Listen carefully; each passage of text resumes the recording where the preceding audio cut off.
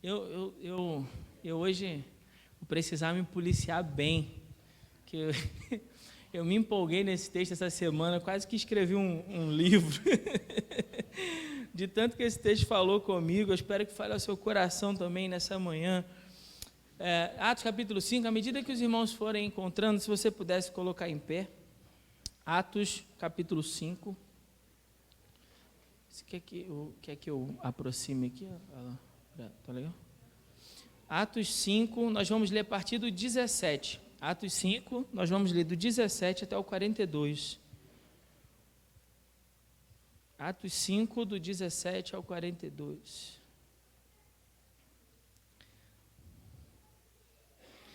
Nada e nem ninguém pode conter a verdade do Evangelho. Nada e nem ninguém pode conter a verdade do Evangelho. Diz assim a palavra do Senhor: Então o sumo sacerdote e todos os que estavam com ele, isto é, o grupo dos saduceus, se levantaram e, tomados de inveja, prenderam os apóstolos e os colocaram na prisão. Mas de noite um anjo do Senhor abriu as portas do cárcere e, tirando-os para fora, disse: Ide, apresentai-vos no templo e anunciai ao povo todas as palavras desta vida. Depois que ouviram isso, eles entraram de manhã cedo no templo e começaram a ensinar. Chegando, porém, o sumo sacerdote e os que estavam com ele, convocaram o sinédrio com todos os líderes religiosos dos israelitas e enviaram guardas ao cárcere para trazê-los. Os guardas foram até lá, mas não os encontraram na prisão. Então, voltando, anunciaram-lhes isso, dizendo: Encontramos o cárcere trancado com toda a segurança e as sentinelas em pé junto às portas, mas quando as abrimos, não encontramos ninguém. E quando o capitão dos guardas do templo e os principais sacerdotes ouviram essas palavras, ficaram perplexos por causa deles e pelo que teria acontecido. Então chegou alguém e lhes avisou: Os homens que puseste na prisão estão no templo, ensinando o povo. Então o capitão foi com os guardas e os trouxe sem violência, pois temiam ser apedrejados pelo povo. E depois de trazê-los, os apresentaram ao sinédrio. E o sumo sacerdote os interrogou, dizendo: Não vos ordenamos expressamente que não ensinassem esse nome? Mas encheste Jerusalém desse vosso ensino e quereis lançar sobre nós o sangue desse homem. Respondendo Pedro e os apóstolos disseram: É mais importante obedecer a Deus que aos homens. O Deus de nosso Pai ressuscitou Jesus, a quem vós mataste pendurando no madeiro. Sim, Deus, com a sua destra, o elevou a príncipe e salvador, para conceder a Israel o arrependimento e o perdão de pecados. E nós somos testemunhas destas coisas, e também o Espírito Santo que Deus concedeu aos que lhe obedecem. Ouvindo isso, eles se enfureceram e queriam matá-los. Então, certo fariseu, chamado Gamaliel, doutor da lei, respeitado por todo o povo, levantou-se no sinédrio e mandou que aqueles homens saíssem por um momento. E prosseguiu: Homens israelitas, tende cuidado com o que estás para fazer a estes homens, porque há algum tempo surgiu Teudas, dizendo ser alguém. A ele se juntaram uns 400 homens, mas ele foi morto, e todos os que lhe obedeciam foram dispersos e reduzidos a nada. Depois dele, nos dias do recenseamento, surgiu Judas, o galileu, e desencaminhou muitos que o seguiram. Mas ele também morreu, e todos os que lhe obedeciam foram dispersos. Agora vos digo: afastai-vos desses homens e deixai-os livres, pois se esse projeto ou esta obra for dos homens, se desfará. Mas se é de Deus, não podereis derrotá-los, para que não sejais achados combatendo contra Deus. Então concordaram com ele, e chamando os apóstolos, aplicaram-lhe chicotadas e ordenaram que não falassem em nome de Jesus, e então os soltaram. E eles retiraram-se de diante do sinédrio, alegres por terem sido julgados dignos de sofrer afronta por causa do nome de Jesus. E todos os dias no templo e de casa em casa não cessavam de ensinar e de anunciar Jesus, o Cristo. Amém? Mantenha sua Bíblia aberta, vamos orar. Pai, Obrigado, Senhor, pela tua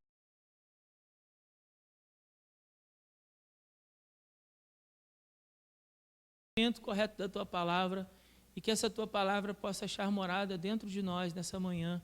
Nós oramos assim no nome santo de Jesus e com o perdão dos nossos pecados. Amém. Os irmãos podem se assentar. Nada e nem ninguém pode conter a verdade do Evangelho. Esse é o tema dessa nossa reflexão hoje aqui. Nada e nem ninguém pode conter a verdade do Evangelho. Para facilitar o nosso entendimento, eu dividi esse texto em 3 momentos. O primeiro momento é o momento em que os apóstolos são presos. Isso vai do verso 17 até o verso 25.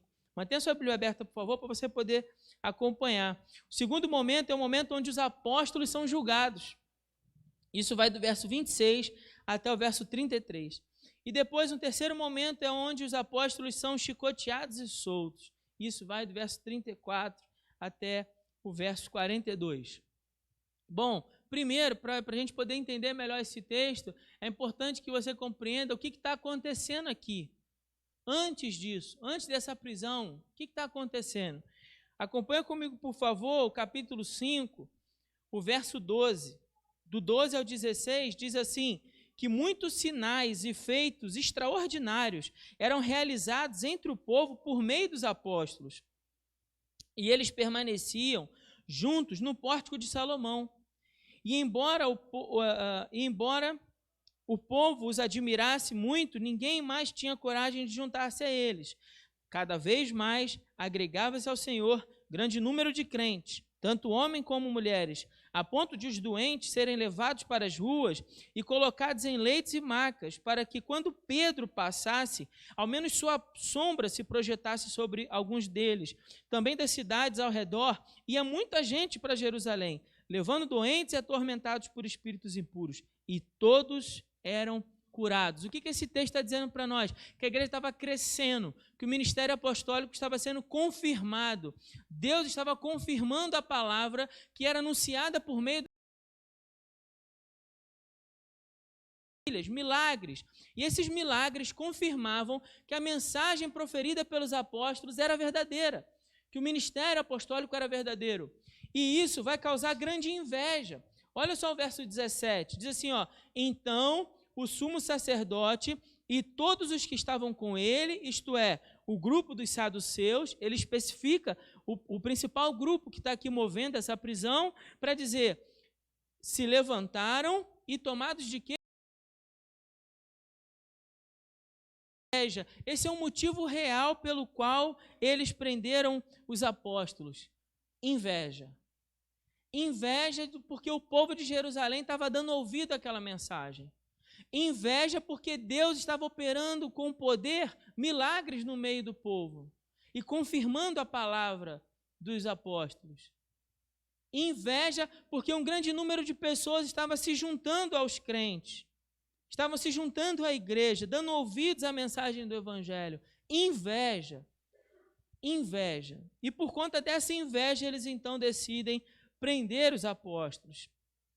Quando eles se reúnem, a Bíblia vai falar que eles se reúnem com o Sinédrio. O que era o Sinédrio? O Sinédrio era uma espécie de conselho de magistrados para julgar as questões em Israel, para julgar as questões de acordo com a lei de Moisés. Pegando um exemplo do nosso tempo, né, para ficar mais fácil, era a Suprema Corte seria o Sinédrio. Esse conselho de homens eruditos, homens doutores da lei, que se reuniam para discutir e julgar as questões e ver se estavam de acordo com a lei ou não. Então veja a que ponto chegou. A que ponto chegou a causa dos apóstolos e essa causa da inveja dos fariseus e dos líderes religiosos, dos saduceus e do sumo sacerdote. A ponto de levarem o caso, entre aspas, para a Suprema Corte, para avaliar se aquilo era ou não digno de ser julgado e condenado, para punir. Eles queriam punir. Novamente, nós estamos vendo aqui a igreja sendo perseguida, o ministério apostólico sendo perseguido, a verdade do evangelho sendo perseguida, sendo atacada de fora para dentro novamente. O nome de Jesus sendo perseguido, para que eles parassem de ensinar no nome de Jesus, para que eles parassem de proclamar a verdade do evangelho. Os motivos que eles alegaram, quais foram para essa prisão? A gente vai listar alguns rapidamente. Primeiro, eles não obedeceram à ordem de não anunciar o nome de Jesus. Veja só o verso 28. Verso 28 diz assim: não vos ordenamos expressamente que não ensinasseis nesse nome? Bom, volta a sua Bíblia aí no capítulo 4. Volta, por favor, uma página aí. E vai no verso 18. A outra vez que eles foram presos, o que os líderes religiosos disseram?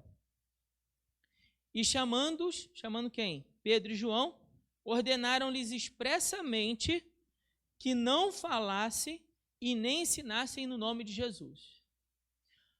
A Bíblia está dizendo para nós no verso 17 que o motivo real é a inveja, mas o motivo alegado é o ensino. Nós dizemos a vocês para não ensinarem no nome de Jesus. Agora, olha a diferença do verso 18 do capítulo 4 para o verso 28 do capítulo 5. Lá no verso 18, eles falaram assim: não falassem e nem ensinassem em nome de Jesus. De Jesus. No verso 28, eles falam assim: não ensinassem nesse nome. Perceba, há um certo desprezo aqui. Não ensinassem nesse nome. Nem falam a palavra Jesus, nem proclamam o nome Jesus. Outro motivo alegado, a doutrina da ressurreição. Os apóstolos alegavam que eles eram testemunhas, ou seja, eles viram e ouviram Jesus ressurreto, vivo, depois de morto, diante deles. E os saduceus,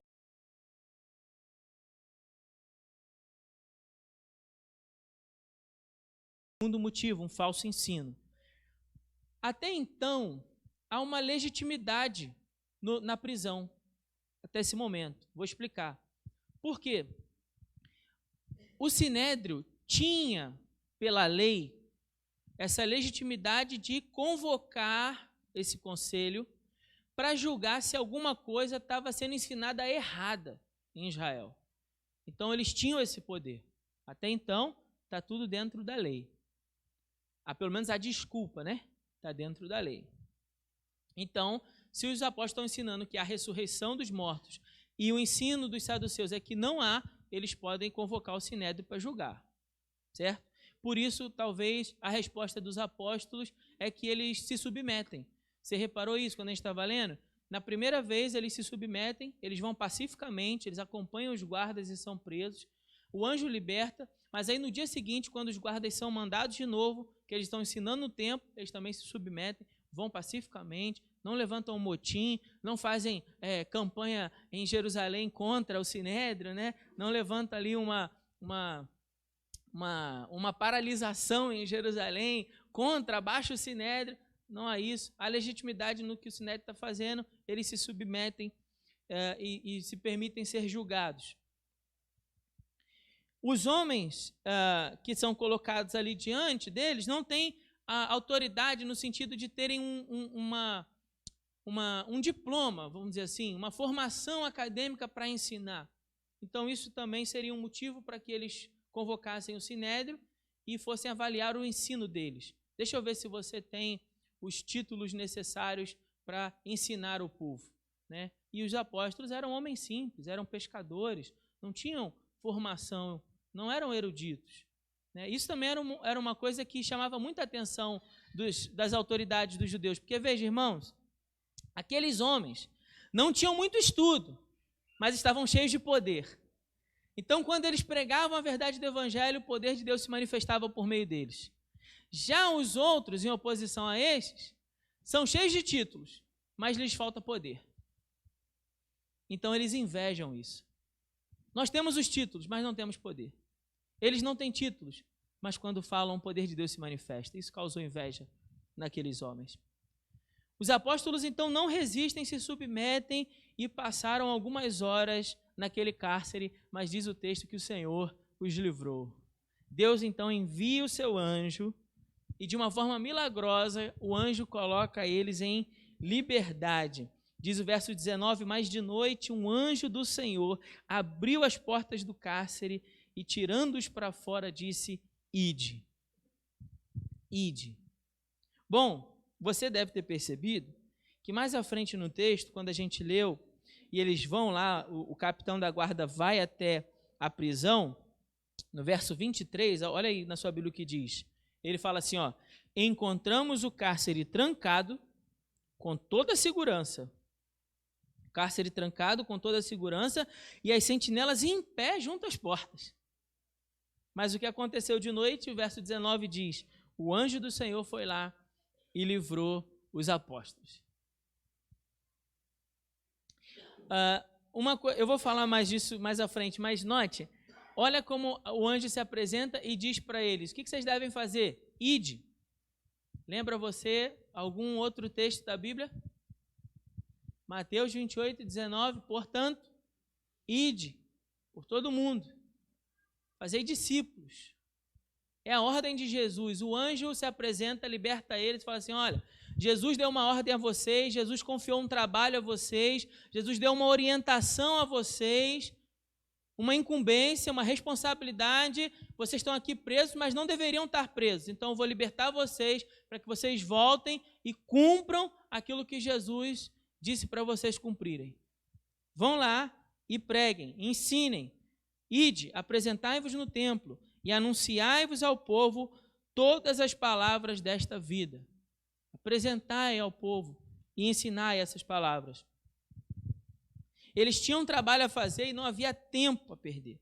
Haviam pessoas sedentas, necessitadas de ouvirem a mensagem do Evangelho, e eles não podiam perder aquela oportunidade. Então, eles fazem o quê? Diz o verso 21, olha aí na sua Bíblia. Depois de ouvirem isso, eles entraram de manhã cedo no templo. Mas acabaram de ouvir do anjo o quê? Volte ao trabalho. O que vocês estão fazendo aqui na cadeia? Podem voltar para o trabalho. Eles então vão para casa, não diz que eles ficaram lá, dormiram, acordaram até mais tarde, não. Há uma urgência em pregar o Evangelho. Há uma urgência de que as pessoas ouçam a verdade da palavra.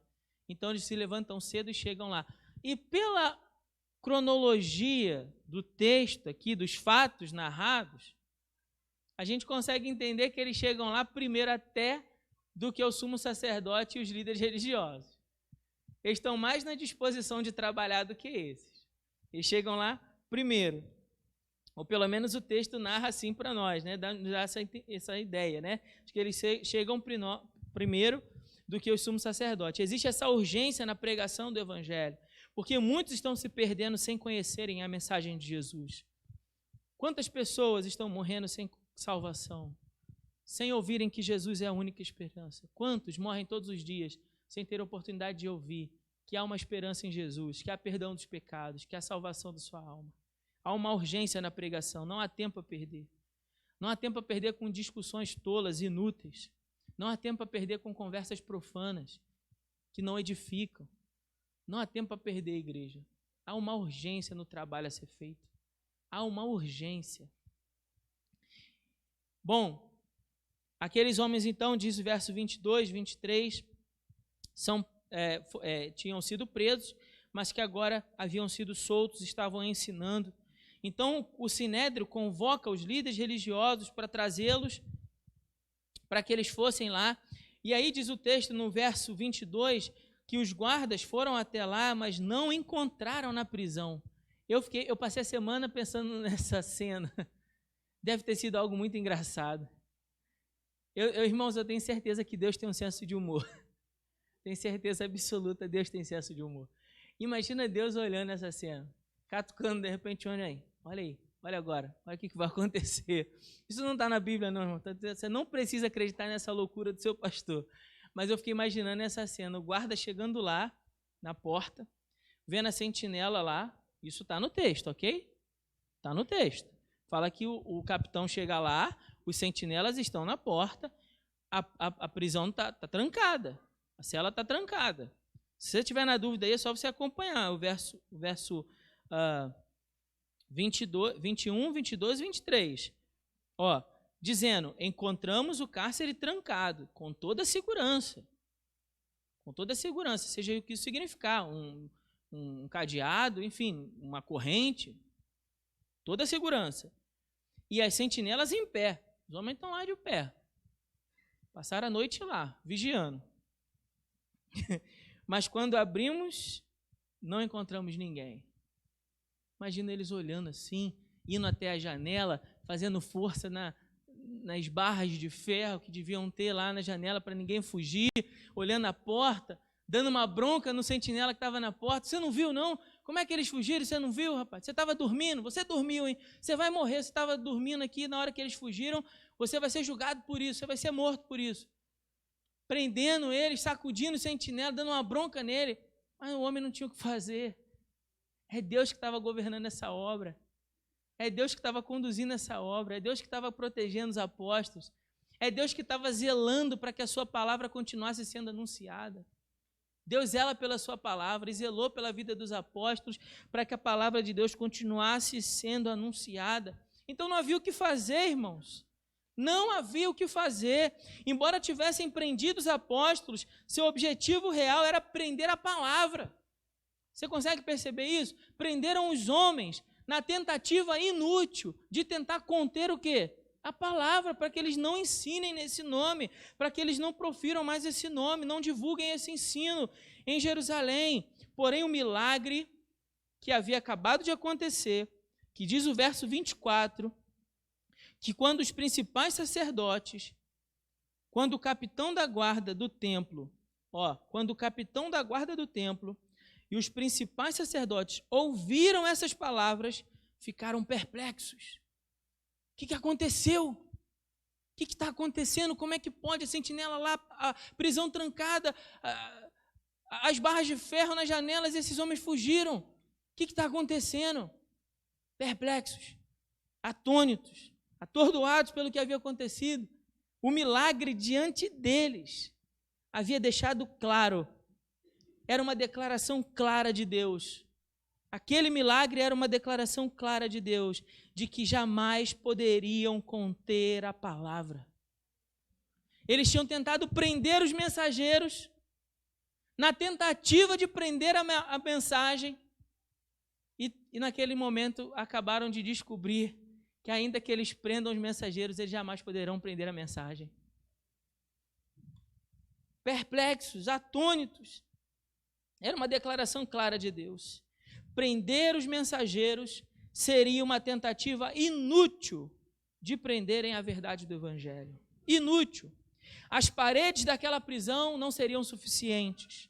As barras de ferro das portas e das janelas não seriam suficientes. Os ferrolhos de ferro, as algemas não seriam suficientes. Os sentinelas em pé junto às portas não seriam suficientes. Nada e nem ninguém poderia conter a verdade do Evangelho, ainda que eles tentassem com todas as forças.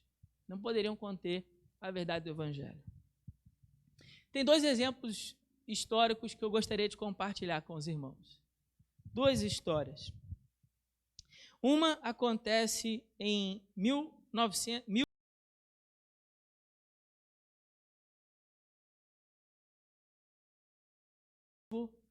chamado John Bunyan, estava pregando em praça pública, anunciando a verdade do Evangelho. Então, o reino da Inglaterra prende John Bunyan na tentativa de quê? De conter a mensagem. Prendem John Bunyan e lançam ele na prisão em 1660.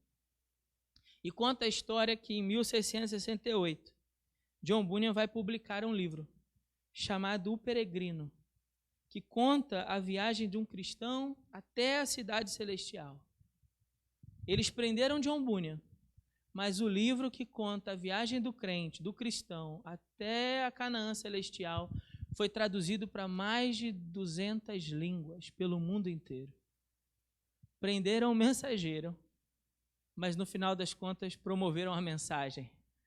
John Bunyan, naquela prisão, teve tempo de escrever a obra literária que é conhecida como o primeiro romance escrito em língua inglesa. Um dos livros teológicos mais importantes no mundo cristão. Foi escrito enquanto o mensageiro estava na prisão, porque nada e nem ninguém pode conter a verdade do Evangelho. Nada e nem ninguém.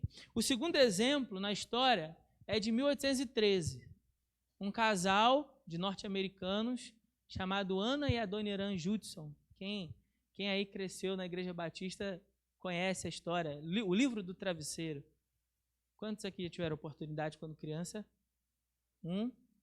Só depois de adulto? Então, dever para casa aqui. Para casa, para os irmãos.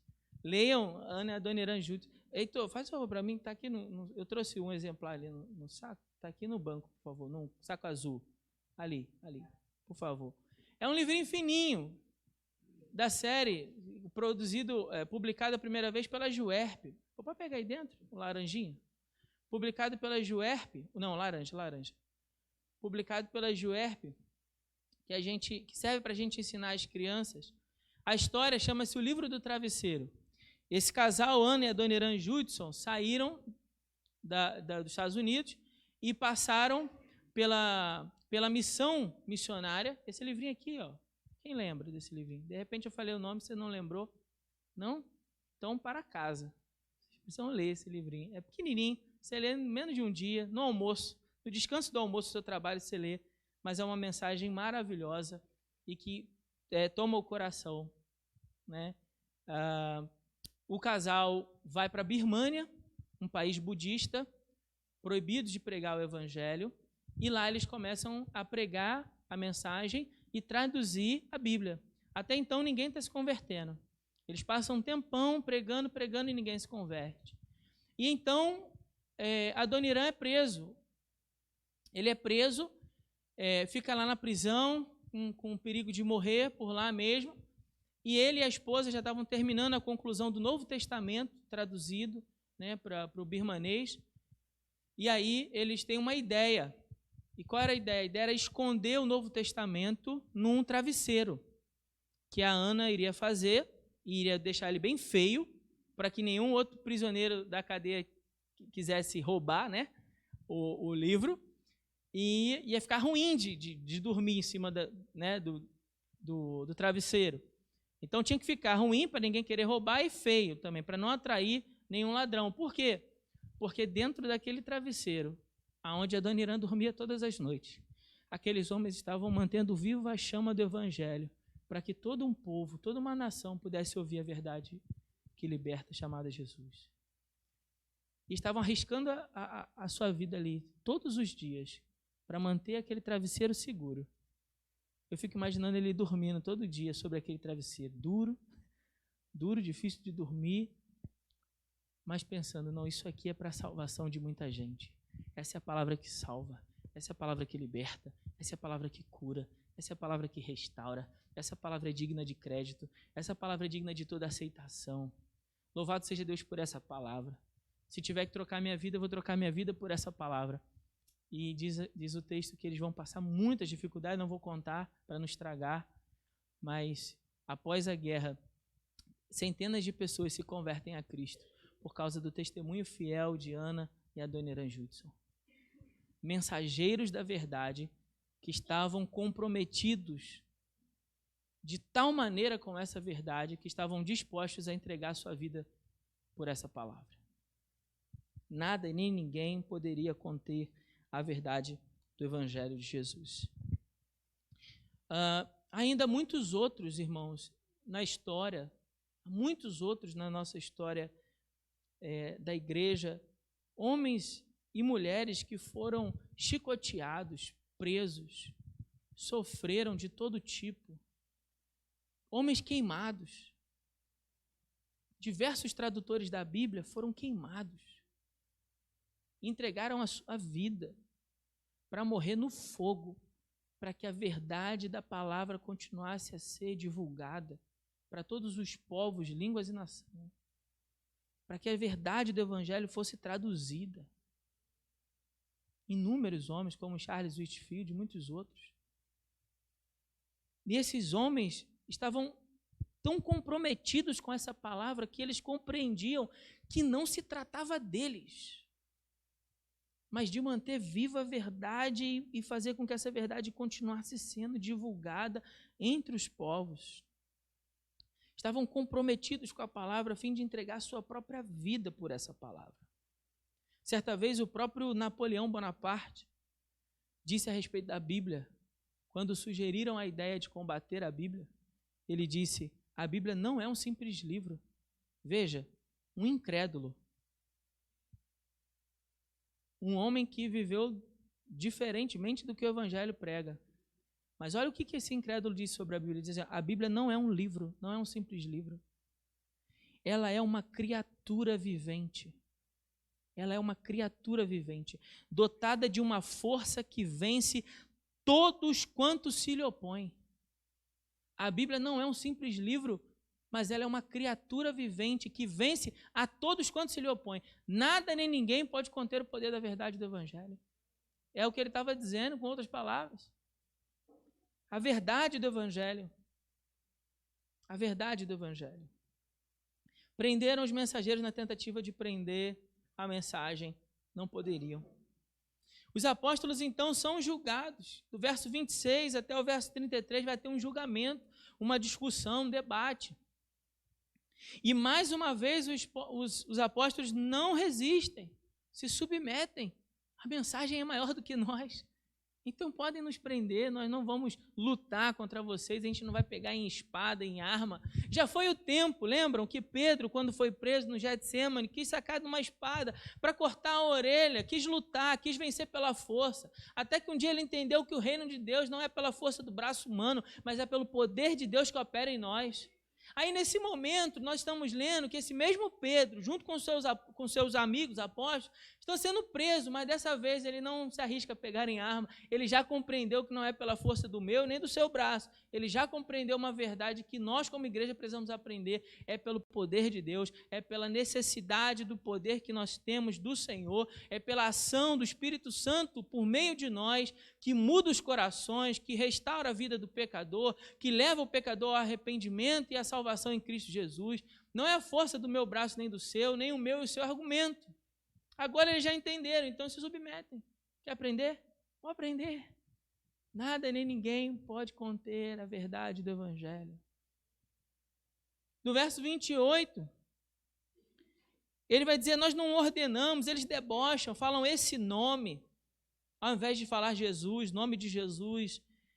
O sangue desse homem, como se ele fosse um qualquer. Ora, Jesus não era um qualquer. Tamanho era o desprezo deles, mas Jesus não era um qualquer.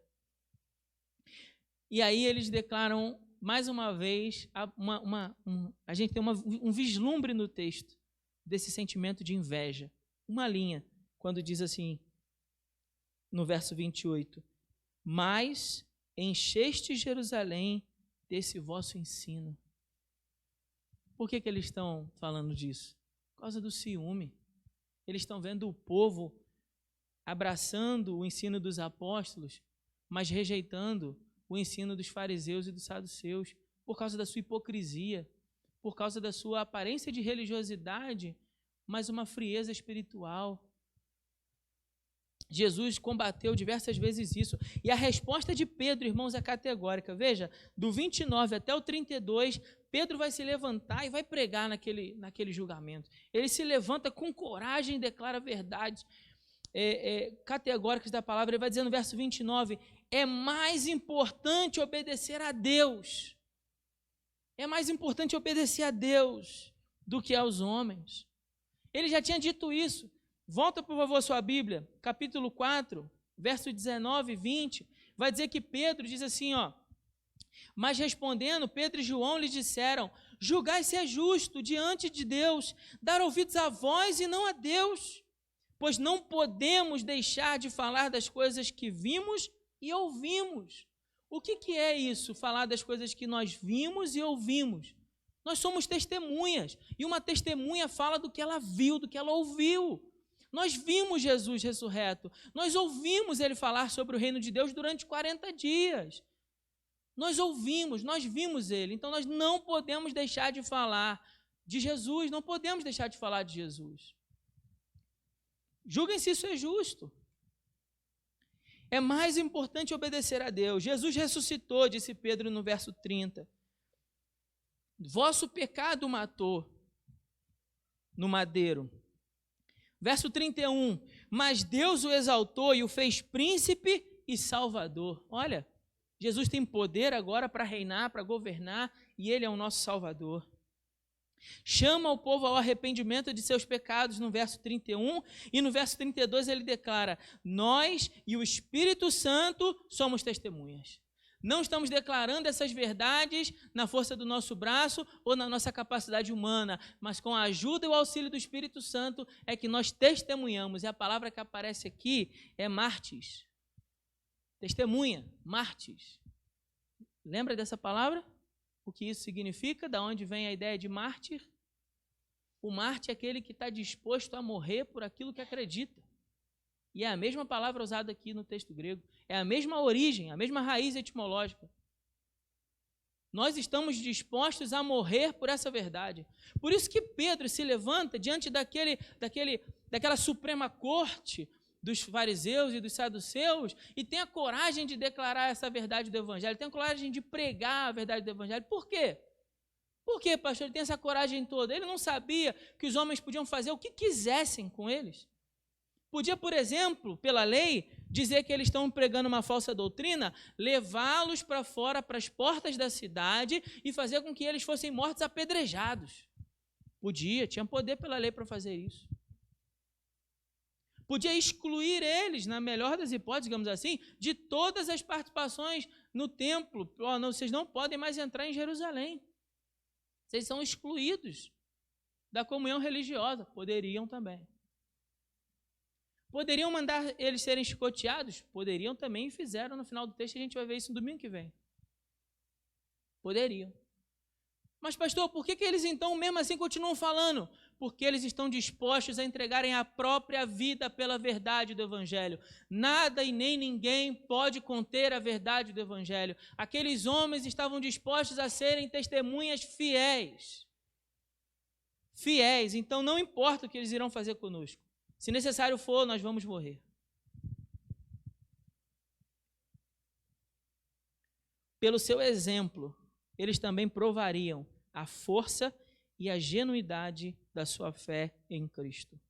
Foram fiéis à verdade. Eles foram fiéis à verdade. Isso sim é sucesso ministerial.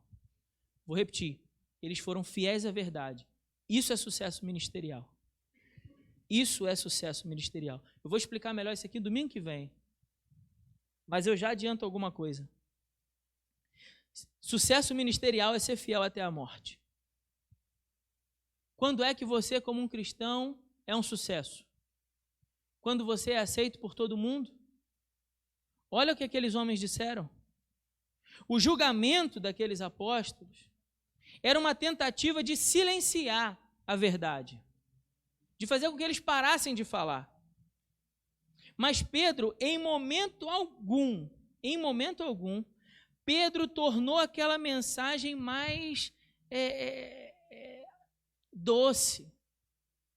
Pedro, em momento algum, maquiou aquela verdade. Pedro, em momento algum, e os apóstolos maquiaram a verdade, tornando ela mais agradável, para que os fariseus e os saduceus pudessem aceitar. Não fizeram isso. Não corromperam a verdade do Evangelho. Não ensinaram alguma coisa que talvez fosse mais agradável, alguma promessa, sabe, de vida fácil, alguma promessa de ganho ilícito, alguma promessa de vantagem pessoal, alguma promessa ou super promessa de prosperidade financeira, ou de cura, ou de libertação na família, alguma coisa mística, alguma coisa do tipo, poxa, venha para a igreja, participe de 7 reuniões, a sua família vai ser restaurada, venha para a igreja, repasse pela oração aqui das portas abertas e seu casamento vai ser restaurado, ou venha para a igreja, dê a sua oferta e aí você vai prosperar, você vai enriquecer, você vai ter ganho fácil, você tinha uma casa, agora você vai ter 2, 10, 15, 20, não, Pedro e os apóstolos não maquiaram, não declararam nenhuma verdade, pelo contrário, foram ousados a ponto de dizer, vocês mataram ele no madeiro, foi o pecado e a desobediência de vocês que levaram ele à morte naquela cruz. Mas Deus o exaltou e o fez príncipe e salvador. Vocês agora precisam se arrepender dos seus pecados e crer nele para serem salvos. Pedro e os apóstolos declararam a verdade que liberta. Por isso eles foram um sucesso.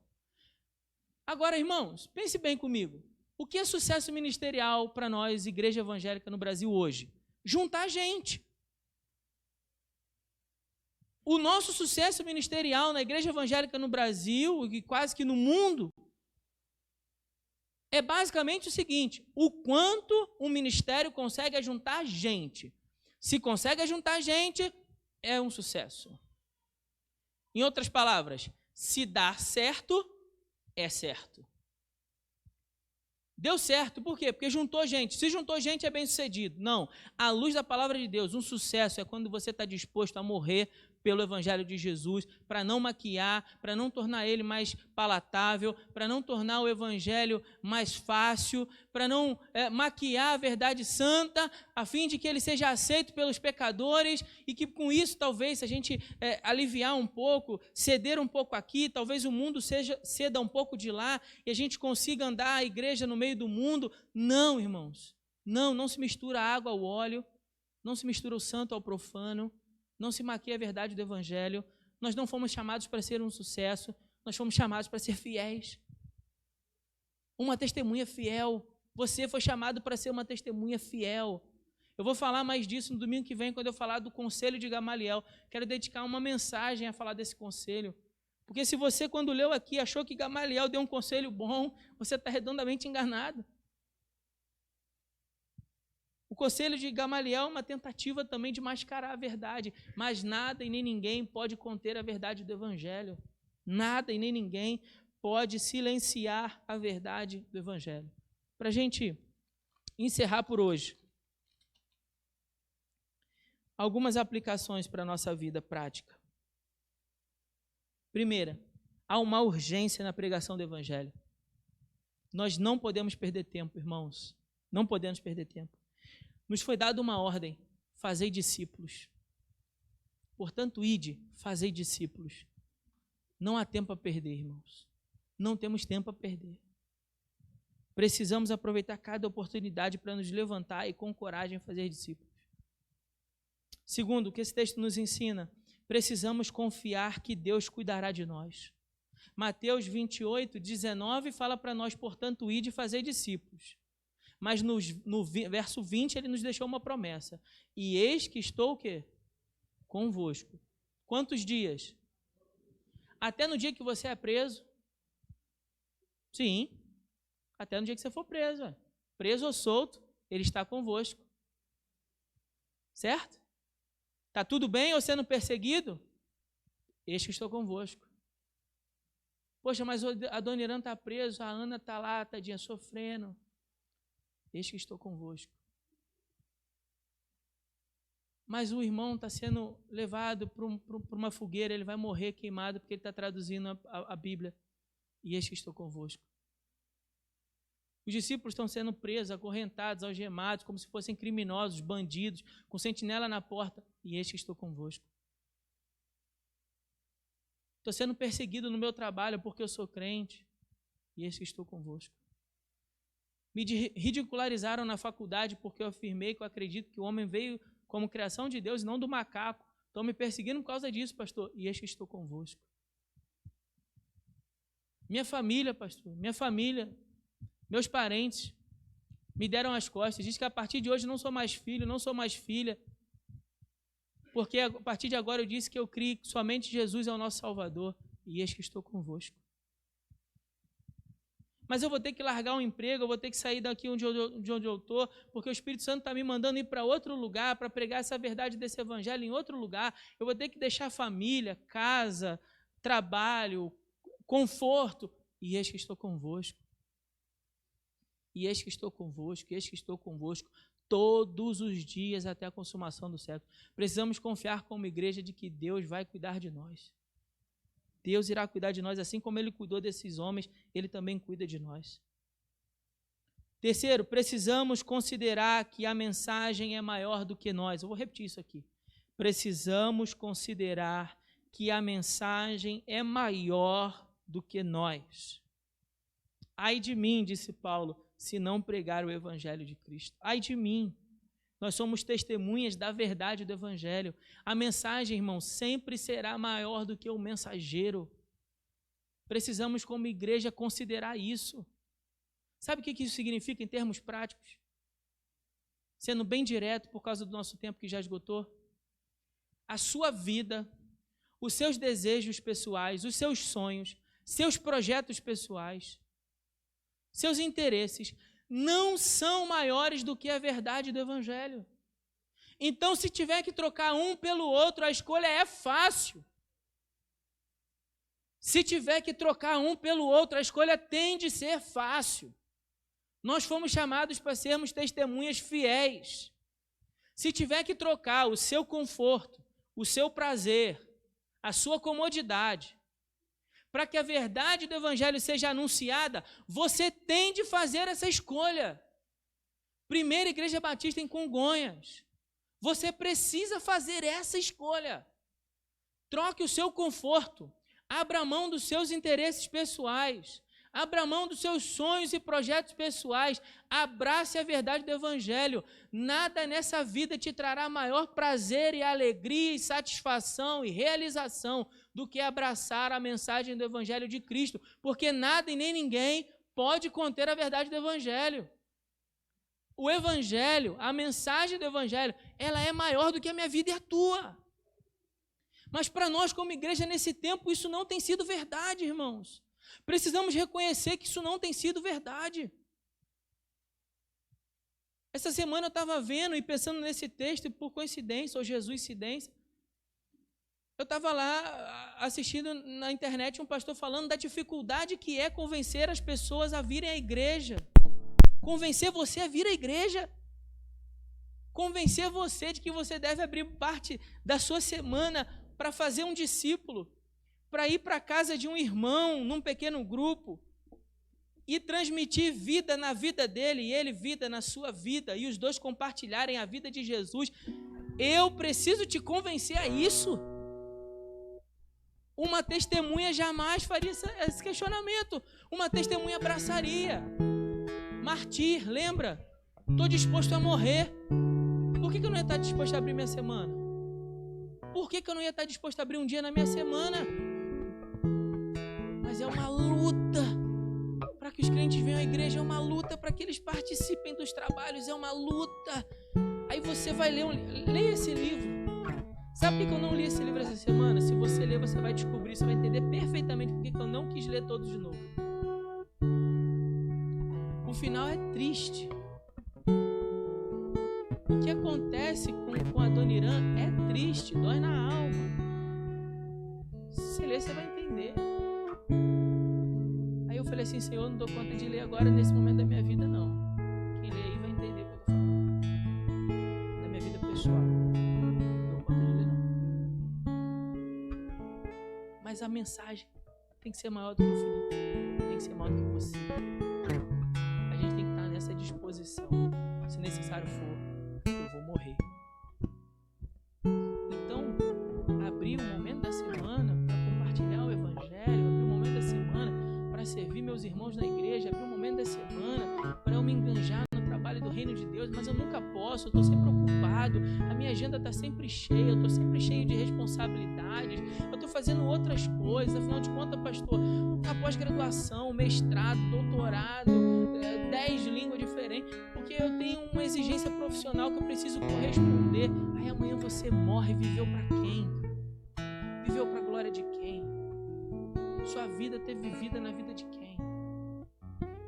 O significado de ser uma testemunha é eu estar na disposição de, se necessário for, morrer. Pensa nisso. Esses homens se levantaram de peito aberto para a morte naquele dia. A gente não está lendo só uma história romântica, não, irmãos. Não sai daqui pensando isso, não. A gente não está lendo história romântica nenhuma. Essa história termina com eles sendo chicoteados. Mas rindo. Deus tem senso de humor. E aquele que entendeu que não vivo mais eu, mas Cristo vive em mim, está nessa disposição também. Então que Deus nos abençoe com a sua palavra. Não falte domingo que vem, para a gente completar o texto. Tenho certeza que Deus ainda tem muito a falar aos nossos corações à luz desse texto. Que Deus possa nos abençoar. Enquanto o Marçal está fazendo esse som, esse instrumental, essa música, você que preparou o seu dízimo, a sua oferta, poderá trazer